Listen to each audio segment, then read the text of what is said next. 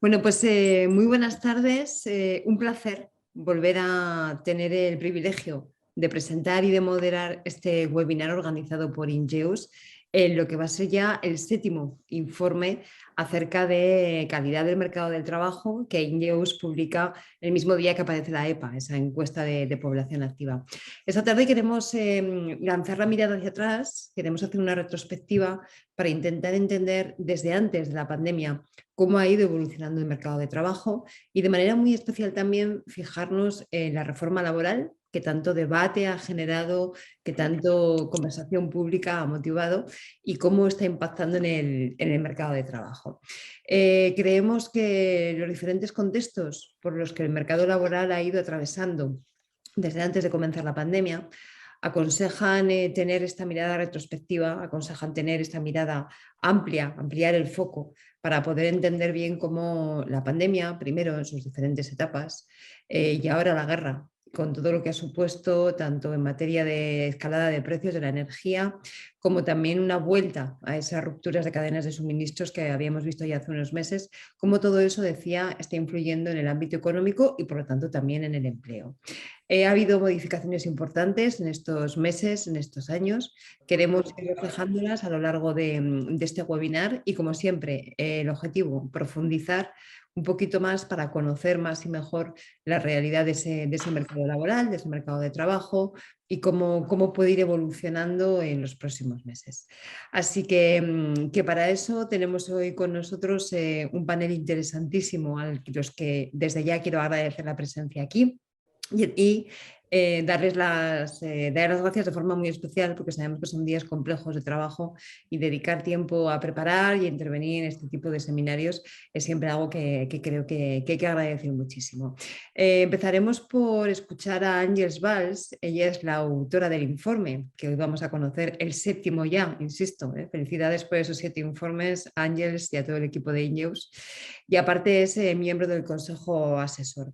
Ella nos va a contar no solamente esas grandes cifras que ya conocemos, se han dado a conocer esta mañana, vemos que hay cambio de tendencia respecto a los últimos 3 trimestres en algunas cuestiones, pero queremos profundizar un poco más, queremos ahondar en dimensiones cuantitativas y cualitativas. Y ese es el objetivo del informe que coordina Ángels y que se publica desde Ingeus. A continuación, daremos paso a la mesa redonda, donde hoy nos acompañan Valeriano Gómez, economista y exministro de Trabajo e Inmigración en la 9ª legislatura, y Antonia Díaz. Muchísimas gracias por estar aquí, doctora en Economía y profesora titular de la Universidad Carlos III de Madrid. Así que vamos a empezar primero escuchando a Ángeles, vamos a ver qué es lo que nos dicen esos números de la EPA más allá de lo que conocemos, qué es lo que podemos averiguar del mercado de trabajo a día de hoy y después pasaremos a profundizar con nuestros 2 invitados. Ángeles, cuando quieras. Buenas tardes a todos. Tal como decías, Cristina, es el 7º informe y aparecía justamente con la total intención de hacer un seguimiento complementario a los datos que normalmente se publicitan más de nuestro mercado de trabajo. Aparece en un momento de altísima incertidumbre con las expectativas de qué podía pasar en nuestro mercado de trabajo después de los primeros impactos de la pandemia. Y por experiencia desde Ingeus sabíamos que había que poner el foco en otros indicadores que marcan también cuál es la calidad de nuestro mercado de trabajo. Recordar que en un primer momento, en tanto que respuesta desde las políticas públicas, las medidas como los ERTEs funcionaron y hay que recordar que son parte también de la última reforma. Funcionaron especialmente a nivel cuantitativo y seguramente también a nivel cualitativo porque fueron transversales. Si bien hemos ido viendo en los últimos informes cómo aparecían otros aspectos cualitativos que no mejoraban, sino que hacían algunos pasos atrás. Luego me referiré cuando hablemos de este último informe. Después de ese primer impacto, fruto de la llegada de la pandemia, han habido otros impactos que se han ido sumando, que han ido apareciendo más allá de las olas de la misma pandemia, pero hemos tenido tensiones en la cadena de suministros, y no me refiero a la actual, sino que ya me refiero a las que empezaron a finales del 2021. Han habido tensiones en las cadenas de abastecimiento, materias primas y últimamente también energía. Y últimamente tensiones en lo que serían los niveles de precios. Todo esto añade incertidumbre a nuestra economía y evidentemente incertidumbre y consecuencias en nuestro mercado de trabajo. Es por eso que en el informe, si lo podéis ver o lo habéis visto, no solo hacemos referencia a las variaciones trimestrales, no solo hacemos referencia a las variaciones respecto al mismo trimestre del año anterior, de 2021, sino que mantenemos como recordatorio los niveles prepandemia de 2019. En este sentido, esperábamos, y después de unos buenos datos de contratación, que después también me referiré, y en un segundo compartimos pantalla para poder ver un poco mejor cuáles son estos datos que aparecen en el informe. Veréis en el informe con mayor detalle, pero vemos como después de 2 EPAs en las que la tendencia, tanto a nivel de empleo como de desempleo, ¿no? Constataban unas mejoras, vemos como en esta última EPA ha habido un menor número de personas ocupadas. No repito, seguro que ya lo sabéis, ¿no? Cuáles son los datos del paro, un pequeño empeoramiento. A nivel de paro ha habido un incremento de unas 71.000 personas, y a nivel de inactividad también un aumento de unas 84.000 personas. Rompen un poco la tendencia, si bien cabe decir que respecto al 2021 y respecto al mismo trimestre del 2019, los números absolutos son mejores tanto en ocupación como en desempleo, no así en relación a la inactividad. Desde Ingeus nos fijamos en la inactividad porque pensamos que es este punto ciego de nuestro mercado de trabajo que a veces se explica, y es importante que tengamos en cuenta para acabar de ver cuál es la foto completa de nuestro mercado de trabajo. De aquí el seguimiento que también hacemos a la inactividad.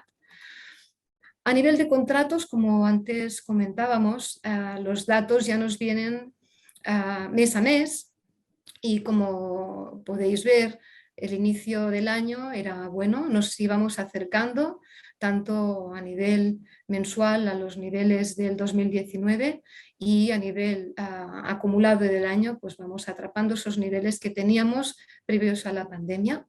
A nivel interanual, si nos fijamos en los TAMs, en los totales anuales movibles acumulados de los últimos 12 meses, aún no llegamos a esos volúmenes de los 22 millones de contratos.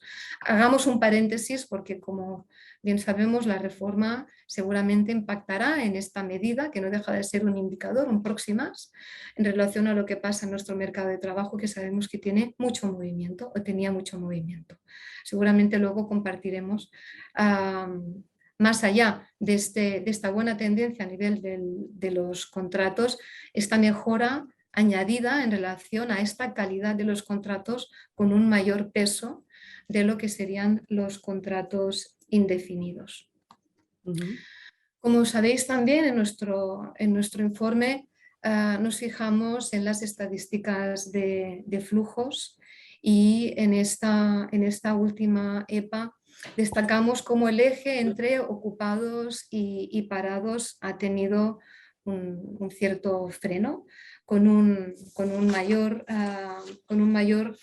porcentaje de personas que pasan de ocupados a parados, un punto, pero sobre todo un menor porcentaje de personas que, partiendo de una situación de desempleo, pasan al empleo. En el trimestre anterior nos acercábamos al 28%, y ahora estamos hablando de un 21%, 22% casi, de personas que estaban paradas y que han encontrado empleo.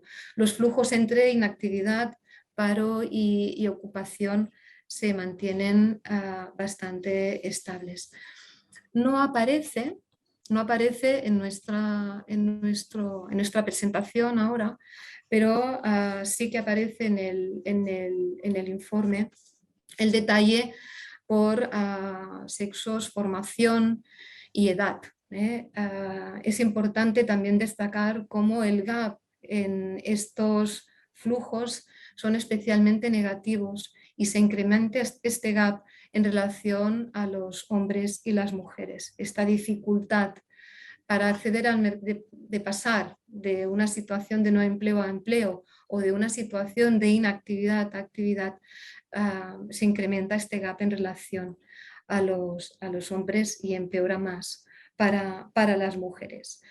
En relación a los hogares, cuando nosotros ponemos el foco en los hogares, lo hacemos porque desde NGO sabemos que ciertamente la situación y la contabilización de las situaciones laborales son a nivel de cada persona y el tratamiento y el acompañamiento es personal y personalizado, pero el impacto en el núcleo familiar no deja de ser menor.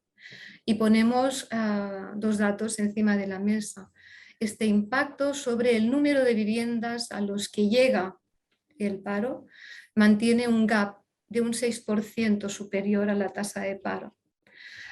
Y por otro lado, también destacamos cuál es el porcentaje de personas que representan el sueldo principal, el peso de personas que están en situación de desempleo y que suponen el sueldo principal en esa vivienda, se acerca a la mitad y aumenta levemente.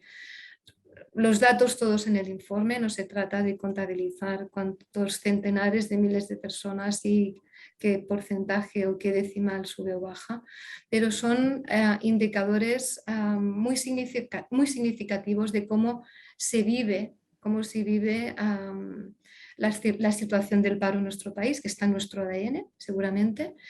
Y en situaciones como las actuales, en las que ya estamos también hablando de crisis de oferta y nos viene a la memoria, ¿no?, que supone una crisis de oferta, pues esta sensación de incertidumbre se incrementa. A partir de aquí, ciertamente bienvenida la reforma en relación a la mejora de las condiciones de los contratos dada la altísima temporalidad, ¿de acuerdo? Y simplemente destacar cómo, a pesar de este freno, esta pequeña parece ser desaceleración de los datos que venían siendo positivos en todos los sentidos, van acompañados en cualquier caso de una mejora del peso de los contratos indefinidos. Si venían siendo a nivel nacional pues alrededor de un 10%, estamos hablando ahora del doble, del 20%, y seguramente incrementaremos este porcentaje porque digamos que surge efecto a partir de ahora, a partir de finales de marzo. Seguramente ya ha habido un cierto efecto llamada o un cierto efecto anticipado de esta fecha límite de 31 de marzo y que ya se ha venido observando, con lo cual creemos que este porcentaje irá a más. Y hasta aquí, luego si queréis comentamos cualquier detalle con más atención. Gracias, Cristina. Gracias a ti. Muchísimas gracias, moltes gràcies, Àngels. Yo creo que una explicación clarísima de los elementos fundamentales, ¿no? Preocupa el incremento, por ejemplo, de la desigualdad en tema de género, por lo que bien señalabas. Se mantienen los flujos en un volumen entre parados, ocupados e inactivos en un volumen más o menos similar. Tremenda esa tasa, creo que es de más del 43%, ¿no?, de hogares en los que el principal sueldo que llega es el de la persona que está en situación de desempleo.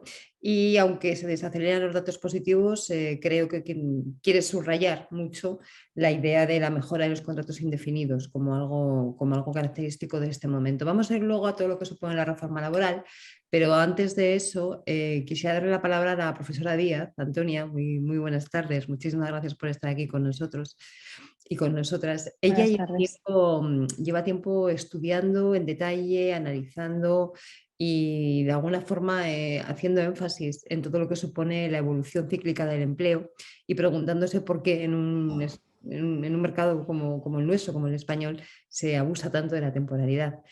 Antonia, estas líneas de investigación que tú llevas avanzadas, ¿qué nos dicen en esta situación y con los datos que hemos visto hoy de la EPA? Bueno, primero buenas tardes y muchísimas gracias por la invitación. Estoy encantada de estar con vosotros y de estar escuchando vuestro informe INDEOS. Efectivamente, como bien ha dicho Cristina, me preocupa mucho la evolución cíclica, el comportamiento patológico cíclico de nuestro mercado de trabajo y antes que nada quiero poner una perspectiva, porque mi perspectiva es absolutamente macroeconomista, no soy una economista de mercado, o sea, no he trabajado en el mercado de trabajo hasta que dije, bueno, el principal problema en España es este, ¿no? Desde que prácticamente estaba en la Facultad de Economía, nos estamos preguntando allá por finales de los años 80 qué le ocurre a nuestro mercado de trabajo. Y quiero refrasear lo que ha dicho Cristina de la siguiente manera. Es que yo pienso que la patología de nuestro mercado de trabajo es doble. O sea, por un lado, tenemos el comportamiento, digamos, como de largo plazo de nuestro mercado de trabajo. Tenemos una tasa de paro muy grande, una tasa media de temporalidad muy grande y seguramente ahí es importante pensar en lo que son las instituciones. Y me refiero al funcionamiento de nuestras leyes y de ahí va a ser importante la reforma laboral, ver si realmente consigue disminuir nuestra tasa de paro media. Para poner esto en contexto, la menor tasa de paro que yo he conocido en mi vida desde mi juventud es un 8%. Lo recuerdo perfectamente, pero como el año 2008, diciendo, wow, ni siendo yo jovenzuela, recuerdo tal tasa de paro. Este ha sido el mínimo que hemos conocido y en cualquier otro país de nuestro entorno sería considerado una tasa de paro grave. Entonces, ¿por qué esto es así? Supongo que Valeriano nos puede hablar de ello con mucho más detalle que yo. Pero yo diría que efectivamente tenemos un problema ahí que seguramente, nuevamente ahí también con Valeriano se puede discutir, que yo pienso que es de la falta de flexibilidad en nuestro mercado de trabajo, que ya se abordó en la reforma laboral en el 2013, que no se ha tocado en la actual reforma laboral. Vamos a ver qué es lo que ocurre en los próximos meses. Y otro problema que es la reinserción laboral y la formación continua de los trabajadores. Yo pienso que estos son lo que explican las cuestiones de largo plazo en nuestro mercado de trabajo. Pero aparte de eso, lo que tenemos es un comportamiento patológico cíclico. O sea, se crean la cantidad absurdamente alta de contratos que se crean y se destruyen en un mes es enorme. O sea, lo deseable sería que en los próximos meses viéramos que aumentase la ocupación, aumentase la contratación indefinida y disminuyera la cantidad de contratos. Ese sería el buen comportamiento del mercado en los próximos meses, a medida que fuera realmente viéndose los efectos benéficos con los que se ha hecho la actual reforma laboral. Eso sería lo deseable. Y a eso es lo que deberíamos estar vigilando. Por otra parte, para hacer un inciso, como hemos estado hablando de los efectos de género, ¿no? La mayor destrucción de empleo, o sea, una mayor tasa de paro entre las mujeres, entre los macroeconomistas haciendo comparación los efectos de la pandemia con los efectos de la gran recesión, si los efectos de la gran recesión se llamaba la crisis de los empleos masculinos, la COVID, la pandemia ha sido la crisis con los de los empleos femeninos, porque ha afectado fundamentalmente a los servicios. Las mujeres se concentran en sectores donde hay cercanía y esa cercanía personal, esos trabajos son los que fundamentalmente se han visto afectados. Entonces yo pienso que esto es una cuestión que debemos tener en cuenta. Este componente sectorial de cómo en unas crisis y otras ha ido afectando es muy importante para entender la dimensión de género, del paro, el empleo y sobre todo en las mujeres, porque claro, las mujeres van más de paro directas luego a inactividad, ¿no? Porque por ser la oferta de trabajo de las mujeres más elástica que las de los hombres. Esta es una cuestión importante a vigilar también en los próximos meses. Esto es en esta situación particular, ¿no? Entonces, un punto importante que que ha ido a luchar la actual reforma laboral es contra el volumen tan tremendo de temporalidad. Y entonces, precisamente, y es cierto que si tú miras los datos de temporalidad en España por empresas, perdón, por tamaños de empresas, por sectores, etcétera, está en todos lados. O sea, todo el mundo abusa del contrato temporal, con los grandes problemas que esto tiene después para productividad agregada, etcétera, etcétera. Entonces, una de las preguntas que siempre me he hecho es ¿por qué? O sea, porque me gusta darle a los agentes económicos el beneficio de la duda, en el sentido de que creo en la preferencia revelada. O sea, si hacen eso es porque es lo mejor para ellos. Pero la cuestión es ¿por qué es lo mejor para ellos en este contexto? Entonces, pienso que es importante para pensar en ese comportamiento cíclico del mercado de trabajo, pensar en las empresas. O sea, ¿qué herramientas tienen las empresas para hacer frente a las fluctuaciones cíclicas de su negocio? Y en general lo que ocurre en España es que, o sea, primero, tenemos un tejido empresarial dominado por la pequeña empresa y particular por la microempresa. Las microempresas tienen una dificultad muy grande para acceder al crédito. Tiene una dificultad muy grande para hacer frente, pues, por ejemplo, a los créditos comerciales. O sea, simplemente pensemos. Estaba mirando, recordando los datos. En España, los días para recibir un pago de una empresa son 55 días, contra 39 en la Unión Europea. Este número es incluso peor para la pequeña empresa. No hay pequeña empresa que resista a esperar 3 meses a que le pague un proveedor, le pague una empresa. O sea, ¿cómo hace frente a las nóminas de 3 meses? Entonces, este es un problema serio al que hay que hacer frente también. Claro, y con esto quiero acabar.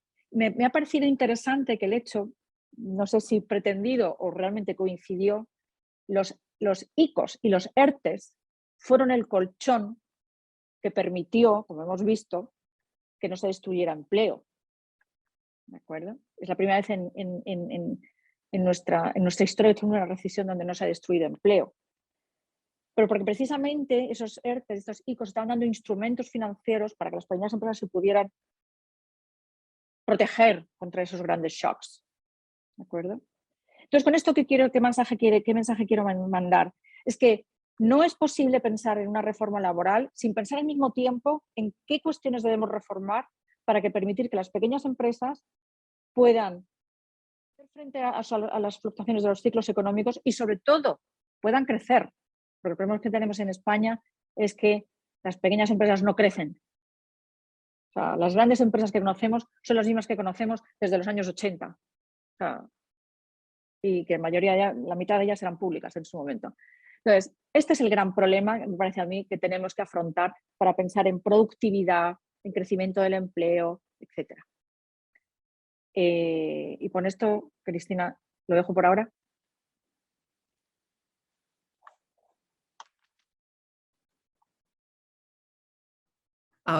Ahora se me oye. Fenomenal. Muchísimas gracias, profesora Díaz. Gracias, Antonia, compañera, por poner las cosas tan claras, ¿no? Creo que es muy gráfico hablar de una doble patología del mercado laboral, creo que lo entendemos muy bien. La primera, esa que decías, que tiene que ver con la alta tasa de paro y la temporalidad, y la segunda, lo referente a las dificultades para reinsertarnos en el mercado laboral, con todo lo que tiene que ver de formación, etcétera, etcétera, ¿no?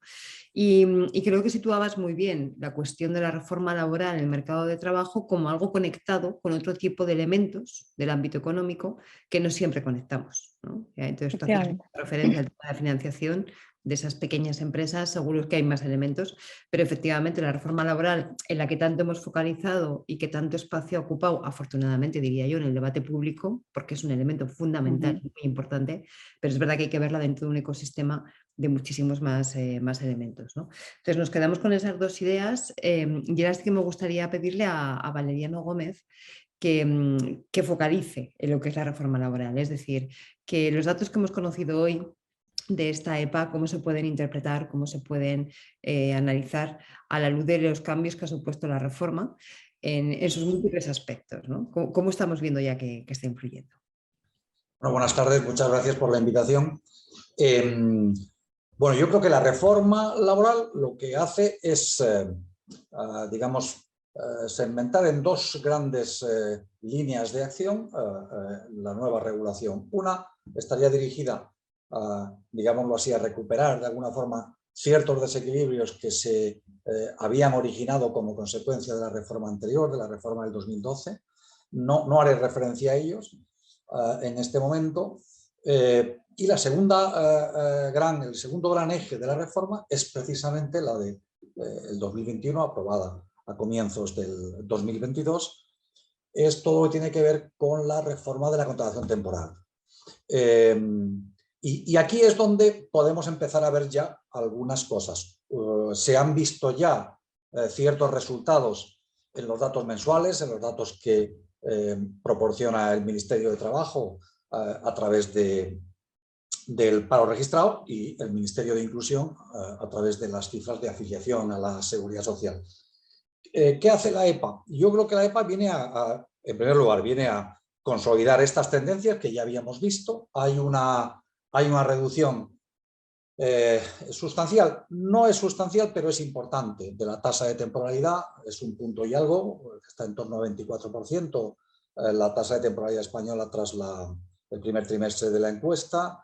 Es una reducción que es habitual en los cuartos trimestres de cada año y en los primeros, y que tenemos que esperar que se consolide en efecto durante los próximos trimestres, teniendo en cuenta que el segundo y tercero suelen ser trimestres en los que despega el trabajo temporal en España. Aún así, hay algunas diferencias respecto del primer trimestre del año pasado importantes. Por ejemplo, la población asalariada, digamos, con contrato indefinido, ha crecido aproximadamente, digamos, en el último año, por ejemplo, ha crecido en torno a algo más de 500.000, 557.000 asalariados con contrato indefinido, pero en el trimestre, a pesar de que la población del conjunto de los asalariados baja, los asalariados con contrato indefinido suben en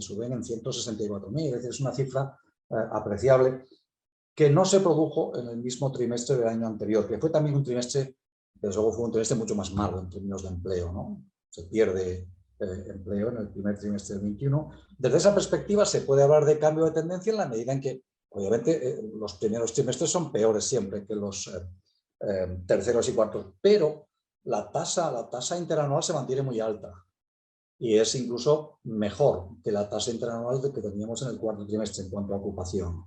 Así es que por ahí uno no tiene por qué advertir por ahora efectos, digamos así, que pudieran afectar al nivel de creación de empleo, a la tasa de crecimiento del empleo, como consecuencia de factores vinculados a la reforma. Insisto, es muy pronto para poder hacerlo y algo se ha hecho ya durante los datos que hemos conocido estos meses atrás, pero todavía es pronto para sacar conclusiones a ese respecto. Insisto, 164.000 empleos más indefinidos, pero también algo más de 200.000 ocupados, asalariados con contrato temporal menos, ¿no? Es un dato que contrasta mucho, ¿no? ¿Cabe hacer una interpretación de lo que está sucediendo en términos históricos? Sí, porque primero, esta no es la primera vez que se produce un tipo de reforma orientada en una línea similar a la que se orienta esta última reforma. Hubo ya una reforma con principios similares, yo creo que menos intensa, menos profunda, en el 2006, y la evolución fue también entonces muy positiva en términos de tasa de temporalidad. Pero tengo que decir también algo que tiene sentido que recordemos ahora, y es que la tasa de temporalidad en el sector privado en este momento en España, ya digo, está ya por debajo del 25%, en torno al 24%, es una tasa que es muy inferior a la tasa de temporalidad del sector público, que supera largamente el 30%. Así que en esta ocasión, con un sector de la construcción que tiene algo así como 1.300.000 ocupados en este momento, una tasa de temporalidad que hasta la reforma estaba por encima del 50%, bien, la tasa de temporalidad del sector público está en torno al 33-34%. y la tasa media de temporalidad está en torno al 24%. Esto significa que el sector privado está por debajo, está más en el entorno del 20%. Con eso lo que nos tenemos que hacer una idea de que es que tiene mucho que hacer el sector público para contribuir también a la batalla, digamos, por reducir la temporalidad, la precariedad, digamos, la incertidumbre, al fin y al cabo, en el grado de cohesión del mercado de trabajo en España. Y también me gustaría hacer, a la luz de la intervención de Antonia, un comentario que creo que tiene interés también hacerlo en la perspectiva histórica. Nuestros problemas para explicar la temporalidad son múltiples, pero hay algo que sabemos bien, ¿no? Lo que sabíamos bien cuánto era la tasa de temporalidad, algo antes, no demasiado tiempo antes, pero algo antes de que se produjera aquella reforma, la de 1984, que popularizó, que extendió esto que llamamos el contrato temporal de fomento de empleo, un contrato descausalizado, ¿no? Sabemos que la tasa de temporalidad anterior estaba más bien en el entorno del 10%. Y sabemos que bastaron 10 años, 1984-1994, para situarla en el entorno del 34%. Es decir, para que subiera 25 puntos en solo 10 años. Desde la desaparición del contrato de fomento en 1994, hemos logrado bajarla de 34 puntos a los 24 puntos actuales, 10 puntos. O sea que lo que se multiplicó largamente por 3 en solo 10 años, no hemos sido capaces de reducirla más allá de un tercio en los 30 años prácticamente transcurridos desde entonces. Lo que viene a decir es que, lo que quiero decir con esto es que es mucho más fácil, digámoslo así, hacer que unos y otros incurran en la lógica de la posibilidad de contratar temporalmente sin causa, que hacer que nuevamente las pautas de comportamiento, las formas de contratar, la visión que cada uno tiene de la inserción laboral, etcétera, pueda volver a retornar a la normalidad. Hay que pensar que nuestro mercado de trabajo, en términos institucionales de diseño, de regulación, ha vivido en un periodo, digámoslo así, bastante anormal durante los últimos 25 años, 30 años. Y creo que, frente a lo que a veces se dice, la reforma viene a insistir en ese retorno a un cierto principio de causalidad, que no tiene por qué estar reñido con problemas que tienen más que ver con la necesidad de flexibilidad, de eficiencia, de capacidad, digamos, de hacer frente a crisis y a shocks asimétricos por parte de nuestras economías. No tiene por qué haber una relación de sustitución entre grado de integración, grado de estabilidad en el empleo y capacidad de afrontar crisis, de ser flexible por parte de las empresas. Yo creo que esa es la lección que quizá deberíamos aprender en estos años. Lo que se destruyó en forma de expandir la precariedad de temporalidad en apenas 10 años, llevamos 30 años y todavía estamos lejos de recuperar esa tasa de temporalidad en torno al 10%, mucho más próxima a los estándares europeos que tenía nuestra economía a la altura de mitad de los 80 del siglo pasado.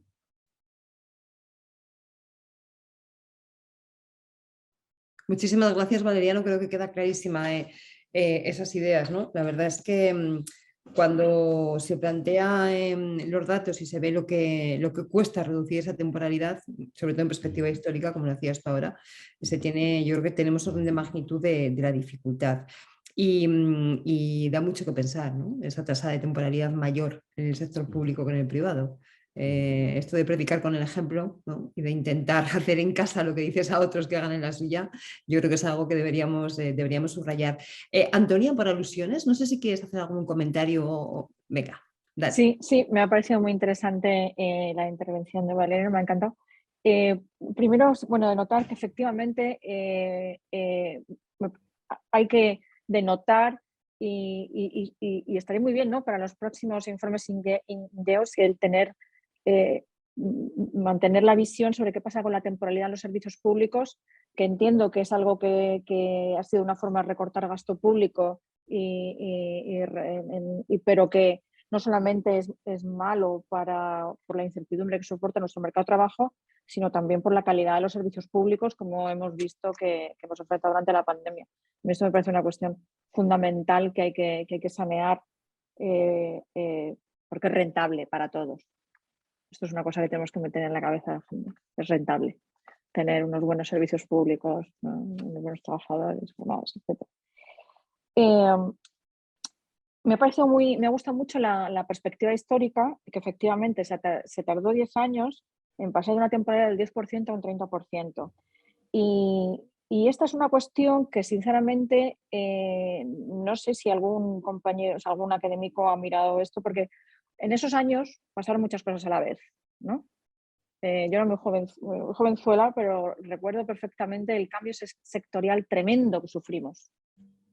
O sea, una de las cosas que pasó fundamentalmente en esos años, si no recuerdo mal, y que me corrija Valeriano y a vosotros, es nuestro sector industrial sufrió, bueno, pues teníamos un sector industrial que venía de la dictadura y lo desmantelamos. Y a partir de entonces parece que España va en la búsqueda del grial de la buena composición sectorial. O sea, porque hasta la recesión, o sea, lo fiábamos todo más a la construcción, y la construcción es el sector con una mayor grado de temporalidad en todos los sectores que conocemos, con muchísimos problemas por subcontratación, mil cosas. Y después de la gran recesión y con el final del boom del ladrillo, entonces pues, nos hemos fiado al turismo, y el turismo es el otro gran sector donde la temporalidad es inmensa. Entonces, yo espero que hayamos aprendido algo tras la COVID, tras la pandemia, y es que un mínimo tejido industrial necesitamos. Entonces, entiendo y espero que esto sirva pues, para pensar de una u otra forma estratégica. Y esto, indudablemente, si lo que yo pienso que va a suceder es que se va a hacer va a haber un incremento en el sector industrial, ¿no? Debe haberlo pues, por razones variadas y en contexto dentro de la crisis que vivimos, con la guerra, con todos los problemas que hemos visto que sufren las grandes cadenas de valor tan absolutamente globalizadas. Pienso que vamos a ver un retorno de un incremento en el sector industrial, y esto yo creo que ayuda al mercado de trabajo, porque lo estabiliza. Gracias, Antonia. Cuando hablamos de autonomía estratégica en el ámbito de la Unión Europea, no hablamos solamente de energía, hablamos también de industria. Efectivamente, es que lo hemos sufrido en carne propia, y lo hemos visto de la manera más dolorosa que se puede ver, ¿no? Y es teniendo absoluta incapacidad a la hora de gestionar algo tan importante como es la salud en una pandemia. Yo creo que vamos a profundizar después en estos temas, pero antes me gustaría preguntarle a Ángeles, que conoce perfectamente la EPA, que le ha analizado ya, que ha redactado ese informe, ¿qué otros datos le gustaría subrayar, fruto de haber profundizado ya en todo lo que nos cuentan? ¿Cuáles son otros elementos que creas que tenemos que fijarnos y que hasta ahora no le hayamos prestado atención en estas intervenciones? Sí, una que seguramente tendría sentido, aparte de lo que estábamos comentando ahora, y una segunda que creo que tiene mucha relación con lo que estábamos hablando ahora. Habíamos hablado del peso de las personas que son, ¿no?, el sueldo de referencia. Yo creo que es importante, de alguna manera, después, como la llama Antonia, la gran crisis, darnos cuenta de que las personas que llegan a una situación de desempleo pues no están en desempleo porque prefieran estar en desempleo en lugar de estar trabajando, ¿no? Hay muchos mitos, ¿no?, que venían dados en relación a cuando de alguna manera vuelvo al mercado de trabajo, y cuando quiera volver pues seguramente podré, ¿no? Y es seguramente una de las imágenes erróneas que arrastrábamos, y que esta gran crisis, me quedo con, con el nombre, nos recordó que no, que miles de personas no estaban en una situación de desempleo, y a medida que pasaba el tiempo más se complicaba la situación y más difícil era volver, ¿no? En este sentido, simplemente también poner encima de la mesa datos que son muy significativos, como que el paro de larga duración pues ya se va acercando al 50% del total de las personas que están en paro, y como 2/3 de este paro de larga duración son de personas que hace más de 2 años que están en una situación de desempleo, ¿eh? Es decir, tenemos una sensación de una crisis como muy dinámica, que están pasando muchas cosas, pero y a pesar de los ERTEs quizá hay gente que pues, se ha ido desenganchando y no puede volver a trabajar. En este sentido también hablábamos de cantidad y de calidad, ¿no? Y de cantidad hablamos de número de personas ocupadas y cómo son unas 600.000 más que en el primer trimestre del 2019, ¿de acuerdo? Pero a nivel de horas trabajadas, estamos más o menos igual que en ese momento, con lo cual aquí hay alguna cosa que no acabamos de atrapar. Con lo cual, más personas, pero el mismo número de horas trabajadas, y cuando hacemos un zoom en este número de horas trabajadas vemos cómo las horas de más en el sector público prácticamente equivalen a las trabajadas, en tanto que asalariados equivalen prácticamente a las que menos en el sector privado.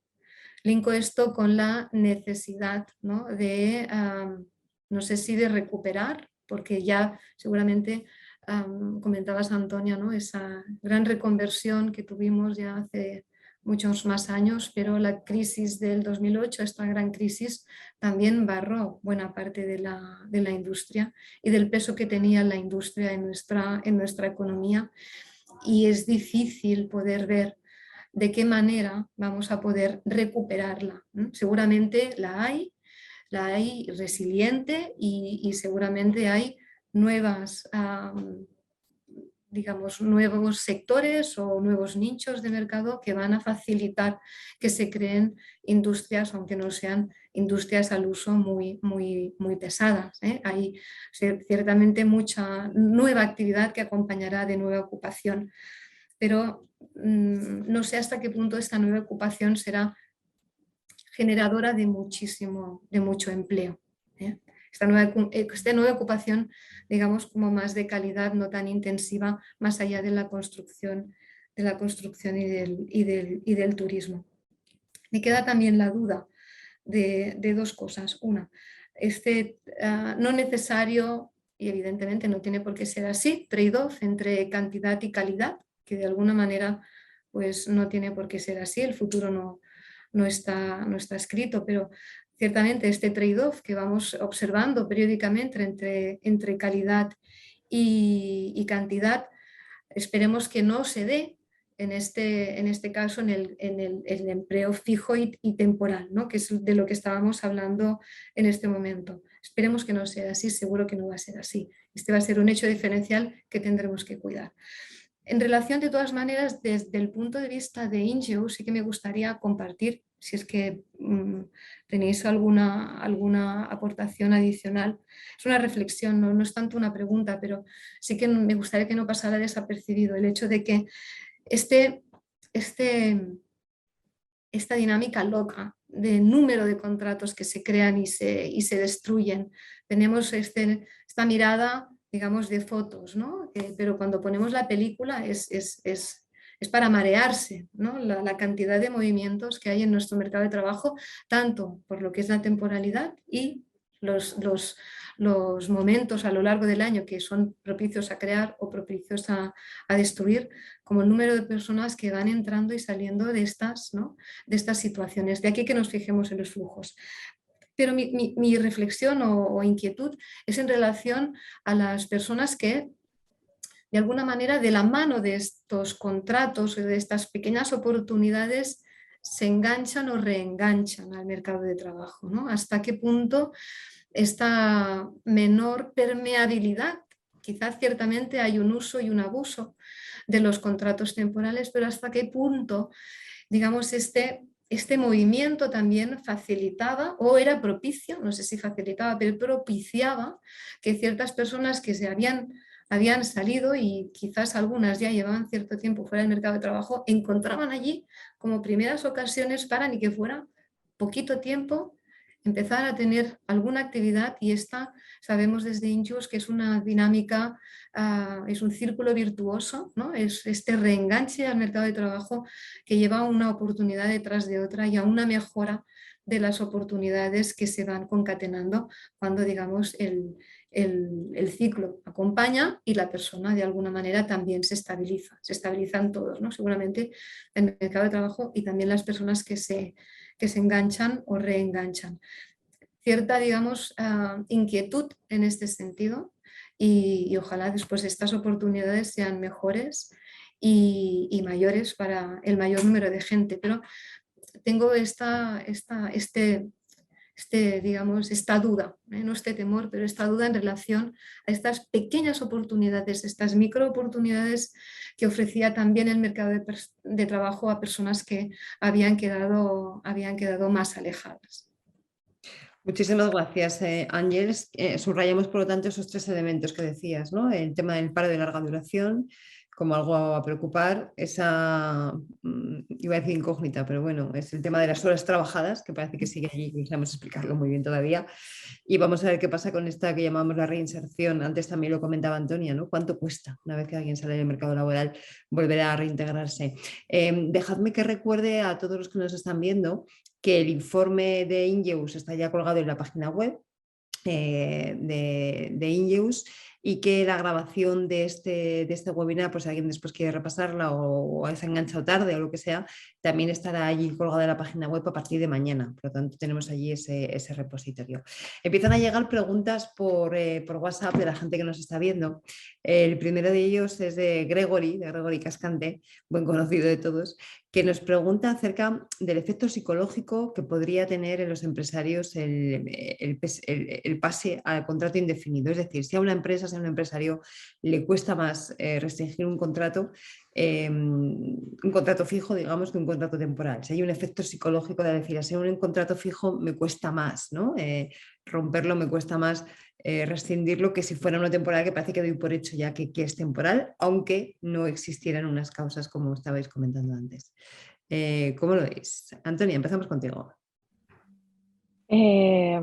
Bueno, es cierto, o sea, una de las cosas que tiene que ocurrir, bueno, voy a empezar de otra forma. Desde el punto de vista económico, macroeconómico, nos preguntamos, es que una de las razones por la que la productividad es baja es porque la temporalidad no incita a la formación, ¿no?, de los trabajadores, ¿no? Las empresas, si tienes trabajadores que están entrando y saliendo, entonces esto permite una especialización en un nicho, hace rentables empresas que no deberían serlo, digamos, ¿no? Entonces, yo lo que pienso que lo que puede ocurrir, o sea, evidentemente, es que se va a haber si la reforma laboral sigue, entonces que va a haber una cierta, no llamarle reconversión, sino una cierta reorganización industrial, ¿sabes? Que no me extrañaría que haya empresas que de repente digan esto no me es rentable, o sea, cierto trabajo de especialización en un nicho, estoy pensando en el sector turístico, como soy de Alicante, o sea, entonces es pues el que se especializa en cierto tipo de producción de baja calidad, es posible que no le sea rentable cierto tipo de trabajo si la contratación temporal es más cara. Por otro lado, esto tiene un efecto dinámico, ¿de acuerdo? Porque lo que está haciendo no solamente es una mayor selección, o sea, en realidad está actuando para una selección de mejor empresarial, de mejores empresarios. O sea, porque, o sea, selección de mejores ideas, ¿no?, más productivas para trabajar. Efectivamente, este efecto dinámico va a requerir también claramente, de una mayor ayuda estatal a la financiación de estas pequeñas empresas. O sea que vamos a ver un poco de todo, pues vamos a ver una cierta destrucción empresarial y deberíamos ver una mejor creación de nuevas empresas. O sea que tendremos que ver otro dinamismo empresarial, es lo que diría yo.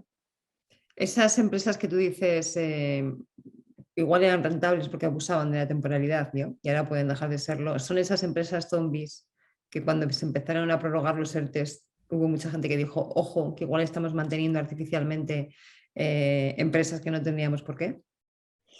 Puede ser, ¿no? Esta es una de las cuestiones delicadas, ¿no? Cuando estamos pensando en los préstamos de avales ICOs, etcétera, es la selección de la buena O sea, separar, ¿no?, la buena del trigo de la paja.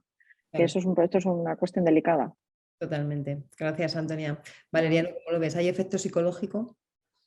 Bueno, hay efectos psicológicos y si tenemos que hacer caso a la propia teoría, es decir, bueno, si yo incremento el coste de la rescisión, puede que también esté anticipando la posibilidad de que se reduzca la contratación ante lo que ocurrirá después en el momento de la rescisión, ¿no? Bueno, lo que ocurre es que yo, en cambio, creo que junto a ello también aquí el diseño legal es también importante. A veces lo despreciamos y es muy importante. Ayer en un acto en Barcelona, la verdad es que no tenía pensado decirlo, pero surgió en el coloquio y yo puse un ejemplo que es el mío personal. Mi primer contrato de trabajo fue a los 17 años, en 1974, el verano de antes de incorporarme a la facultad, a la universidad. Era un contrato indefinido. Era un contrato indefinido con un salario bajo, pero no demasiado bajo en relación al vigente en términos medios entonces, ¿no? 1974. 10 años después hubiera sido imposible que un chico sin estudios universitarios todavía con 17 años en su primer contrato tuviera un contrato indefinido. Y esto es lo que sucedió en España durante ese periodo al que he hecho referencia. Es decir, pero ¿cuál es la diferencia al final en costes de rescisión entre tener un contrato temporal en España y un contrato indefinido? El despido objetivo es un despido de 20 días por año. El despido, digamos, el cese de la relación laboral de carácter temporal son 12 días por año. 8 días sobre 365. 250 laborables. Bueno, es un 3% de sobrecoste. Si es que lo acumulamos cada año, cuando se acumulan 10, 12 años, pero no es posible que pensemos que el equivalente en términos temporales es tener una persona durante 10 años seguidos contratado temporalmente para preservar ese diferencial de coste. Bueno, es que eso es lo que hemos tenido en España en este tiempo. Yo no creo que el diferencial en costes de rescisión sea tan importante como para explicar esa diferencia, esta forma de contratar y de reclutar trabajadores y trabajadoras. Yo más bien creo que hay un momento efectivamente de ruptura de la forma en que se producía. No tiene tanto que ver, creo, con los problemas vinculados a los cambios sectoriales, sino la posibilidad efectivamente, que fue así en España durante una década entera, de que fuera posible, cualquiera que fuera la causa, fuera posible siempre contratar temporalmente y lo que es peor, mantener, si así se optaba, sin que nadie pudiera objetar la más mínima reprobación a la empresa que lo hiciera, si se mantenía durante demasiado tiempo, durante mucho más tiempo esa contratación inicial. Esto es lo que ha cambiado las pautas y la forma. Y yo creo que tenemos que pensar también en las deficiencias del modelo. Es un modelo que introduce mucha flexibilidad, por supuesto, pero no siempre es la flexibilidad, digámoslo así, como decimos, de la buena. Hay también a veces un nivel de flexibilidad que no conduce a grandes avances en ese sentido. Quizá por ahí podamos encontrar una solución. Respecto al tema sectorial, me gustaría destacar también, no lo he hecho antes y aprovecho para decirlo, nuestro nivel de ocupación en este momento todavía queda lejos del que teníamos antes de la gran crisis, antes de la crisis financiera. Es decir, en el año 2007, comienzos del 2008. Pero en cambio, si cogemos los empleos en los sectores distintos de la construcción, para aislar el diferente comportamiento en un momento como entonces que tuvo el sector de la construcción, entonces estamos más de 1 millón de puestos de trabajo por encima del nivel que teníamos antes del año 2008. ¿Por qué? Pues porque tenemos ocupados en la construcción 1.300.000 personas y teníamos en el momento del pico anterior a la crisis 2.800.000 ocupados en construcción. Obvio, además, las ramas industriales muy vinculadas a la actividad constructiva inmobiliaria en el ámbito de los servicios también. Así que ahí hace tiempo que hemos pasado, digámoslo así, esa gran quiebra que supuso la crisis de entonces. Por lo demás, desde el punto de vista de la contratación temporal, y del impacto que está teniendo, que puede llegar a tener la reforma, hay algo es muy importante. Si las previsiones de la reforma se llevan a cabo, hay que esperar que la tasa de temporalidad, por ejemplo, en el sector de la construcción, se reduzca sustancialmente, porque se incremente y mucho el uso del contrato fijo discontinuo y del contrato de obra, el fijo de obra. Siempre habíamos destacado que no tenía ningún sentido que nuestra tasa de temporalidad en el sector de la construcción en España fuera 10 veces mayor que la tasa de temporalidad alemana del sector de la construcción, cuando en lo esencial su diseño regulatorio era muy similar. Y la razón era que estadísticamente se consideraba el trabajo, el fijo de obra alemán, que es muy parecido, el fijo de obra español está copiado de dos contratos, el alemán y el italiano, y son muy parecidos a su vez entre sí. Pero estadísticamente aquel se consideraba un contrato fijo, ¿no? Nosotros nunca lo hemos considerado así. Sería muy importante saber que si todo va como se espera, y ahí también la propia acción de empresas, trabajadores es importante, la tasa de temporalidad también en el sector de la construcción se reduzca drásticamente. En realidad, si logramos reducir la tasa de temporalidad en la construcción y en el sector público, solo por esas dos cuestiones es muy fácil esperar reducciones sustanciales de en torno a 6-7 puntos del nivel de temporalidad actualmente situado en el entorno del 24%. Muchísimas gracias, Valeriano. Construcción y sector público como elementos claves para reducir esa temporalidad. Y efectivamente, muy interesante este dato que dabas, de decir, no hemos recuperado niveles previos a la gran recesión, pero ojo que la parte de la construcción ya se le ha dado la vuelta. Digo, porque a veces hablábamos de, sobre todo en la gran recesión, hablamos mucho de la necesidad de cambiar el modelo económico. Y una parte muy importante tenía que ver con la parte de la construcción y con toda la burbuja creada en aquel momento. Y a veces tenemos la sensación de que esas cosas de cambiar el modelo nunca pasan, ¿no? Porque probablemente cuando hablamos de cambiar el modelo alguien piensa que un día te levantas y tienes una estructura económica nueva. Pues no, la vida no es así. Pero esto es un cambio muy relevante que sí que va en esa dirección de cambio de modelo. Así que muchísimas gracias por señalarlo. Ángels, esa pregunta que nos hace Gregori, ¿cómo la ves? Sí, ciertamente, yo creo que sí ya ha habido efecto psicológico, pero quizás en un sentido contrario. Es decir, lo que hemos visto durante el primer trimestre, antes de que fuera efectiva la obligación de pasar a indefinido aquellos contratos temporales que no tuvieran seguramente ya su razón de ser, hemos visto como antes de esta fecha tope ya ha habido este incremento de contratos fijos, con lo cual ha habido sí ya un efecto psicológico seguramente correctivo de contratos que en esencia no eran temporales y se han ido seguramente sustituyendo o pasando a indefinidos, con lo cual sí, efecto psicológico, ahora hemos visto ya en un sentido seguramente en positivo. Dicho esto, el efecto psicológico al que entiendo que también se refiere o se refiere principalmente Gregori es el contrario, hasta qué punto, ¿no? la mayor dificultad para poder hacer contrataciones temporales puede ser un freno a la contratación. Yo tengo la sensación que cuando una empresa tiene una necesidad, cuando una empresa tiene un proyecto, cuando una empresa está funcionando, tiene planes y tiene necesidades, contrata. Contrata porque necesita contratar. Con lo cual, seguramente puede haber parte de desincentivo. No lo sé, seguramente este encarecimiento vendría más por otros elementos de la reforma vinculados a la prevalencia del convenio de sector por encima del de empresa, que es otra de las cosas que han acompañado a la reforma, por ejemplo, ¿no? O el hecho de que las subcontratas también se asimilen al convenio de referencia de la empresa. Con lo cual, seguramente habrán otros elementos que puedan encarecer, ¿no?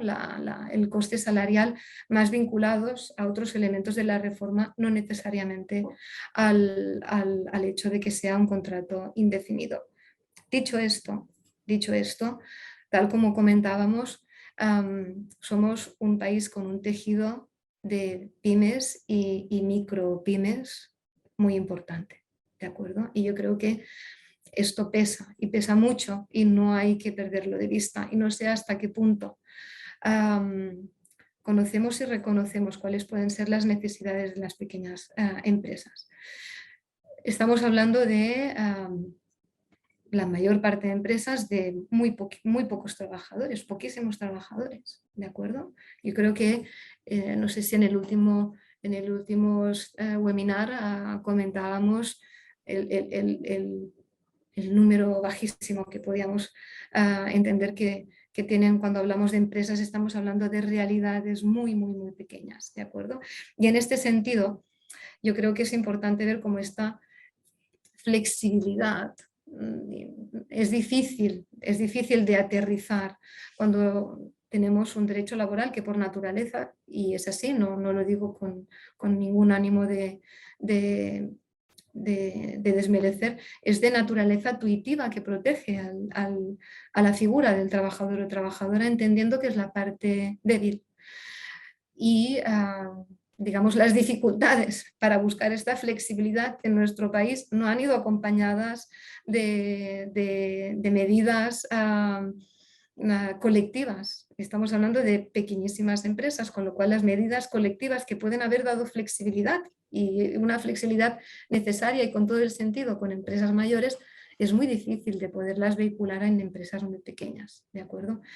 Y es importante recordar cómo los ajustes importantes en puestos de trabajo se han dado, y quizás los titulares en el periódico aparecían con cierres de miles de personas, pero era lo que menos pesaba en el grueso de despidos que hemos tenido en crisis anteriores, con lo cual este efecto psicológico de momento se ha dado en sentido contrario. Cómo irá calando poco a poco, seguramente no será tanto por el hecho de que sean temporales o indefinidos, sino por todo lo demás que hemos comentado a nivel de salarios y convenios de referencia, pero no olvidemos que las pequeñas empresas lo tienen complicado. Antes hablábamos, ¿verdad? Antonia nos recordaba que acompañando a los ERTEs vinieron, ¿no? Llegaron los ICOs, ¿no? Y de manera, digamos, desvinculada de las dificultades del acceso al crédito de las empresas y sobre todo de las pequeñas empresas. Imagínate tú, una empresa pequeña que venga ahora y le diga a su banco, pues ahora tengo dificultades para devolver ese ICO. ¿Cómo se lo dice? ¿Cómo se lo va a decir? Difícil, cuando seguramente una pequeña empresa, ¿no?, ante las entidades financieras va a tener que aparentar absoluta normalidad para mantener ese flujo de financiación, que es como el sistema, digamos, circulatorio. Con lo cual seguramente pueden haber incógnitas, incertidumbres, y ciertamente esta puede ser una más, pero seguramente no será la determinante en relación a la contratación. Muchísimas gracias, Ángeles. Tenemos otra pregunta en el chat de Missy Borrás, que estaba dirigida para Valeriano. Bueno, os felicita a los tres por las intervenciones. Dice: Valeriano Gómez, como abogado laboralista desde tiempo suficiente como para poder medir el impacto de las reformas laborales desde finales de los 80 a la actualidad, me pregunto si no deberíamos de una vez introducir medidas que contemplen las distintas formas de economía que conforman el mercado laboral. ¿Por qué la norma laboral en relación a la incorporación a la empresa es la misma para una empresa del IBEX que para una mediana, pequeña o incluso una microempresa? Sí, este es un viejo debate y es la posibilidad de tener si no marcos laborales distintos para una gran y una pequeña empresa, sí tener algún tipo de peculiaridad para unas y otras. Por ejemplo, se habla precisamente de la posibilidad de tener incluso contratos, ¿no?, de inserción, contratos laborales distintos, costes de rescisión distintos. Lo cierto es que en Europa no encontramos demasiados ejemplos así. Encontramos políticas de estímulo, encontramos facilidades para la contratación, esquemas de reducciones de cotización, etcétera, durante el comienzo de la actividad económica en las pequeñas y medianas empresas, pero no encontramos marcos donde se diferencien niveles de obligaciones o derechos por parte de las empresas, y en el caso de las obligaciones y derechos por parte de los trabajadores. No encontramos marcos segregados demasiado distintos, ni siquiera distintos. ¿Por qué razón? porque hay una figura que es la de la negociación colectiva. Y la negociación colectiva en España y en Europa, aunque hay multitud de convenios de empresa que siempre suelen mejorar, en el caso español, las circunstancias en las que se desenvuelve la actividad económica y la prestación laboral en las empresas, hay también convenios sectoriales. Y quizá por ahí es por donde no hemos sido capaces de encontrar formas que permitieran efectivamente un grado mayor de flexibilidad en las pequeñas y medianas que en las grandes. Las grandes tienen sus convenios propios, por otra parte. Y en realidad el convenio sectorial casi siempre hace referencia a la actividad, a la regulación de la actividad laboral en las pequeñas y medianas, porque las grandes tienen convenios propios que casi siempre mejoran, ¿no? Hay excepciones, claro. A veces no tenemos en cuenta que en España hay un convenio propio de empresa para todo el sector del automóvil, no hay ningún... Cada gran compañía automovilística tiene su propio convenio, ¿no? Pero hay un convenio para la banca y es único. No hay convenios de empresa para las distintas entidades financieras, ¿no? Así que optaron efectivamente por un modelo sectorial que obligara a todos en condiciones similares para todos, ¿no? Por eso digo que los modelos son a veces incluso distantes, pero en general lo cierto es que Europa nunca optó por un modelo de separar, de distinguir, de segregar, como quieran, de segmentar, como queramos llamarle, la pequeña y mediana de la grande. Más allá, insisto, del diferente papel de la negociación colectiva y de los diferentes niveles salariales que obviamente se tienen. Uno puede pensar en cuál es digamos, el salario medio de una gran empresa automovilística y cuál es el salario medio en una contrata de una gran contrata del automóvil. A medida que baje en la cadena, va bajando también en la remuneración y en las condiciones de trabajo, como es lógico, ¿no? Pero más allá de esto, yo creo que la regulación seguramente no debería ser muy distinta. La regulación general para todos no debería ser muy distinta. Gracias, Valeriano. No sé, Antonia, Ángel, si queréis hacer alguna aportación a este tema. Digo porque es un debate clásico. Antonia. Bueno, estaba pensando en ello. Recuerdo, hace poco estaba viendo con los datos como efectivamente yo con mi mentalidad de macroeconomista neoclásica, ¿no? Pensando en que las pequeñas empresas quieren la desvinculación, ¿no? De un convenio sectorial, y cuando te ves en la realidad que casi todas las pequeñas empresas, a pesar de que tienen la posibilidad de no acogerse al convenio sectorial, tras la reforma del 2020 lo hacían, ¿no? Entonces, claro, entiendes que el ser pequeñas también les dificulta pues, ¿no? O sea, poder establecer todo ese tipo de relaciones laborales. Yo estoy con Valeriano, o sea, más que pensar en diferenciaciones de salarios por tipos de empresa, o sea, yo soy mucho más de pensar de exactamente una pequeña empresa qué es lo que necesita, y en particular un acceso a una financiación. Me parece mucho más importante pensar en cómo es la imposición sobre las empresas en función del tamaño, ¿no? La fiscalidad. O sea, ese tratamiento que les damos me parece también tremendamente importante, ¿no? Pensar en estas cuestiones. Y a mí el tema de la negociación colectiva y su efecto sobre la organización industrial, o sea, lo que es la distribución de empresas y cómo, me parece una cuestión compleja y debo decir que no acabo de comprenderla completamente. O sea, tiene un montón de cómo esto afecta a la competencia entre las empresas, es lo que más me preocupa a mí. Y pongo un botón de muestra que hace un tiempo leí en El Confidencial una entrevista a un antiguo dirigente de la COE, cuando al principio la democracia se planteaba si debía tener prevalencia el convenio sectorial sobre el convenio empresa. Y decía aquel dirigente de COE que cuando tú estás negociando el convenio de tus trabajadores, no quieres que tus competidores estén trabajando, sino que también estén parados, sentados, negociando.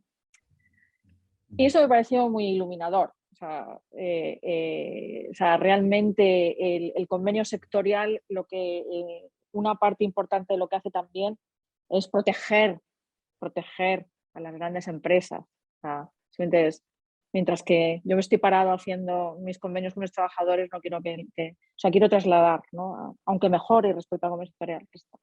Y entonces es una cuestión en la que pienso que esta dimensión de cómo los convenios sectoriales y cómo los convenios, ¿no? y esta legislación laboral afecta la competencia entre las empresas y los mercados, me parece que es crucial y necesario pensar en ello para pensar cómo debe ser reformado, si llega el caso. Ángeles, te veo con ganas también de comentar el tema. Sí, bueno, de hecho la reflexión o la intervención previa iba un poco en esta línea, no tanto en la línea de la incorporación, que también, sino el mantenimiento y a las medidas de flexibilidad. Yo creo que la mirada a menudo es difícil de poner el foco en la empresa más pequeña.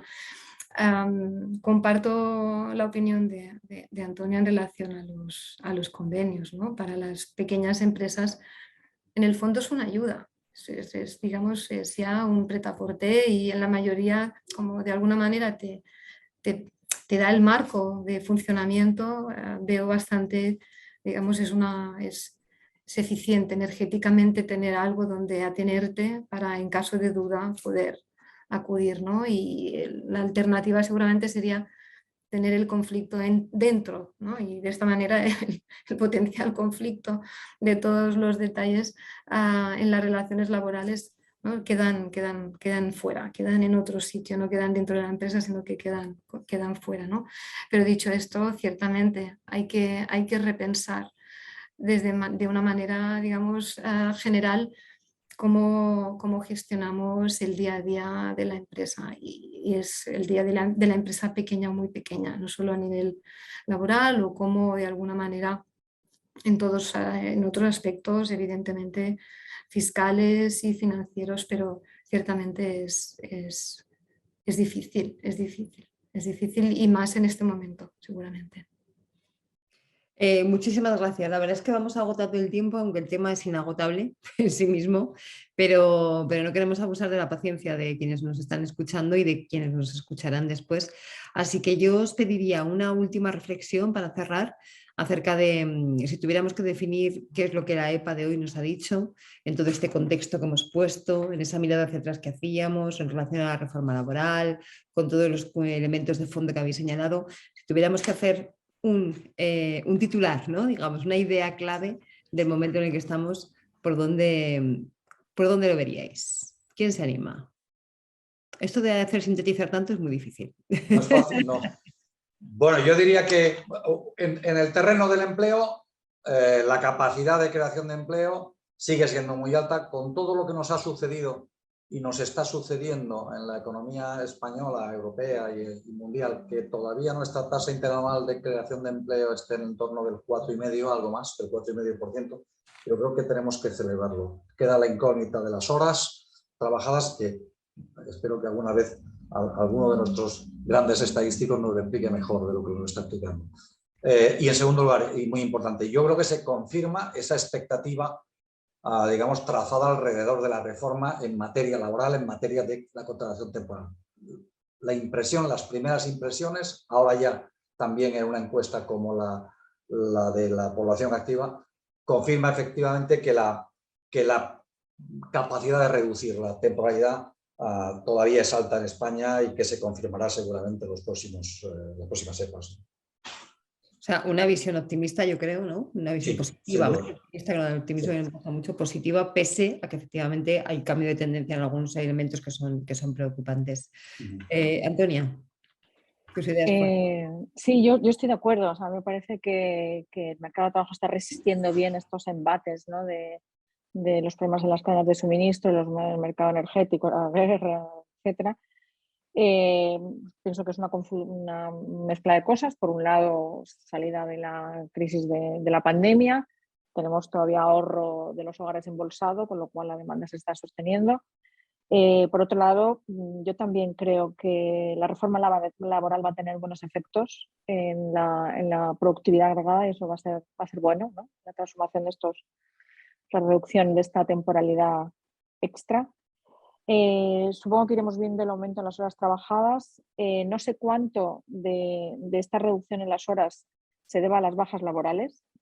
Ahí lanzo mi candidato, que es que, en fin, el goteo de bajas por COVID puede ser importante y no lo sabemos todavía, pero estaría bien saberlo. Sería interesante también cómo es la distribución geográfica de estas.